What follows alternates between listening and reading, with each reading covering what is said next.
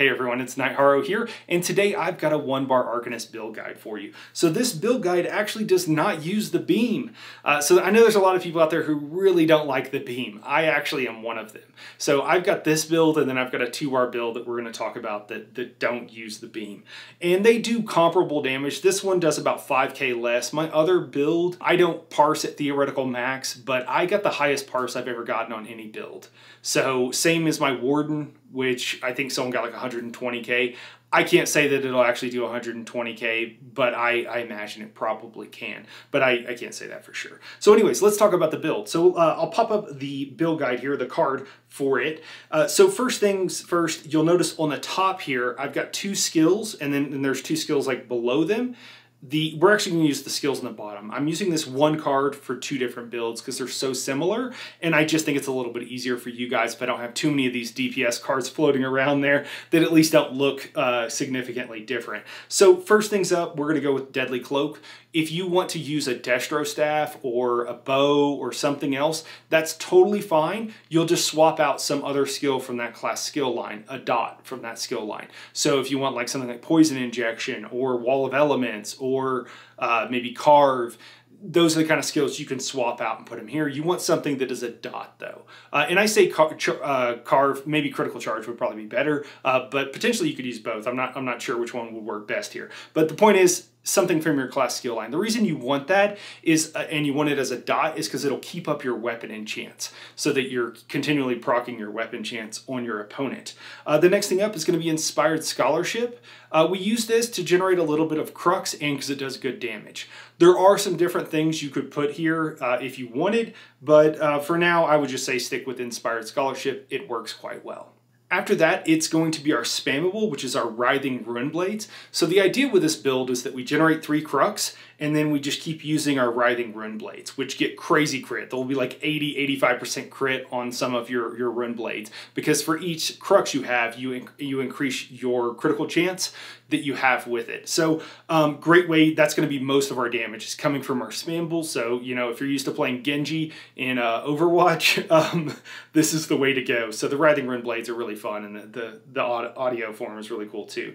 Another buff that we want to keep up is our Tentacular Dread. So I think this is one of the only builds that I've seen Tentacular Dread on. And the thing is, what you want to do is you want to generate 3 crux and then cast Tentacular Dread. So it does an increase 5%, or causes you to do rather an increase 5% damage on an opponent when they have this debuff on them, but for each crux that is consumed when this is cast, you do an extra 2% damage. So it ends up being an extra 11% damage from this one skill, but you do need to make sure you cast it with full 3 crux up, and then after that you just go back to your Ruin Blades to regen crux, and it works really well. So again, once you have 3 stacks, you go ahead and use your Tentacular Dread.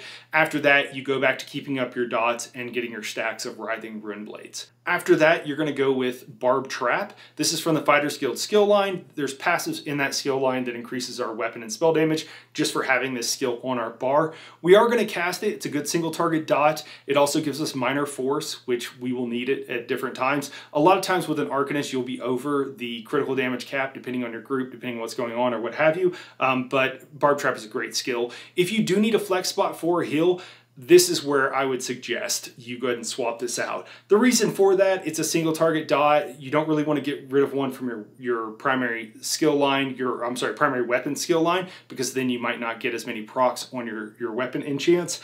You could potentially swap out Inspired Scholarship for this instead, but I personally just prefer Trap Beast, especially if you're like solo, you're running around Overland, because you might lay it in one place and then you're running around kind of crazy trying to stay alive if you're doing an arena or something, so until you get more comfortable. But yeah, either one of those skills, but I personally recommend Trap Beast. And then after that, it's the Languid Eye, which is just our ultimate. Just keep in mind, you really want to try to put this on your opponent. If you're doing some arena or something else where you're doing solo and Overland and you're running around like a crazy person, if you swap to the other morph of this ultimate, it will follow a target around and then automatically find a new target, and that could be a little bit more kind of new person friendly, so just keep that in mind. And that is it for our front bar. Works really well. Just make sure that you aren't accidentally using Cephaliarch's Flail And you want to make sure that you are using the Tentacular Dread, the one that consumes Crux, not the one that generates Crux for this build. After that, we'll move over to our CP. So we have Wrathful Strikes, and then we have Exploiter. A note about Exploiter: Exploiter is for group content, or if you have somebody applying off balance to your opponent. If you do not have that, so if you have a heavy attack Sorc, they'll usually be doing it, or a healer in a group might be doing it. But if you don't have anybody applying off balance, you will want to swap this up to something else. And then after that, we go with Deadly Aim and then Master at Arms. The idea behind this is direct damage and single target damage. Those are both what affect our Writhing Ruin Blades and therefore give us the most damage, because that's where most of our damage on this build is coming from. For sets for this build, if you want to go crafted, you're leveling, whatever, go with Order's Wrath and Julianos. If there's some other set that you want to run that you like or whatever, if you're doing crafted, go for it. You know, no one's stopping you. And then for kind of an optimal or more optimal setup here, you want to go with Pillar of Nirn and then Arms of Reliquin for the most DPS, and then Zaan for our monster set. So the reason that you want a trial set is because the 3-piece bonus gives you 5% extra damage. You don't have to do that though. If you wanted to run Order's Wrath and Pillar of Nirn, you could absolutely do that. You would lose a little bit of damage, but it wouldn't be much. I will also note, everybody thinks that they need perfected gear. You do not. The benefit of perfected gear is like less than 1%. It's tiny. Okay, so you absolutely do not need perfected gear, so don't be afraid to just go farm something on normal. Anybody can farm normal trials, I promise you.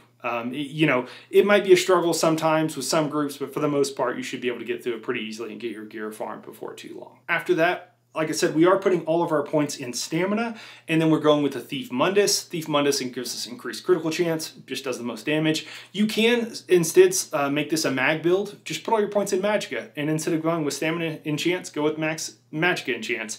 And yeah, you could swap up the sets a little bit if you wanted to, but again, just swap it out. It's not really a big deal. I've got a video on the channel that kind of goes over like the hybrid meta and explains it for you. But if you have any questions, come by the Discord. We're more than glad to help you, especially if you're doing something that maybe you feel like not a lot of people are doing, and so it's hard to find advice. There's so many combinations. I can't cover everything you should do in every situation, so I try to teach, you know, basically the how-to, and then let you decide for yourself. But come to the Discord if you have any questions, or if you just want. A lot of times people come and they're like, hey, should I do this? And you're like, yeah, yes, that's exactly what you should do. Maybe you just want that peace of mind. Again, come by the Discord, ask questions. We're PCNA, but we have friends on every platform and people that hang out in the Discord on pretty much every platform. So yeah, come by and say hello if you want. And oh yeah, for food, you're gonna run max health and max stamina. That's the best thing to run. If you are having problems with sustain, which I don't think you generally should on this build, but you can run, you know, something like just max stamina and then stamina recovery with like Lava Foot Stomp, or you could run Ghastly Eyeball, which is max Magicka with Magicka recovery. If you really need to, you can still run something like Witch Mother's Potent Brew, which will give you max health, max Magicka, and Magicka recovery, or something like Dubious Cameron Throne, which does the same for stamina, where it gives max health, max stamina recovery. You can do that. You lose a little bit of damage, so just keep that in mind. If you can, try to run food with only 2 stats on it in an ideal situation for maximum damage. But yeah, I think that's it for this build. So if you guys have any questions, drop in the comments below. I'll be glad to answer them. And yeah, we'll catch you in the next one. Thanks for watching.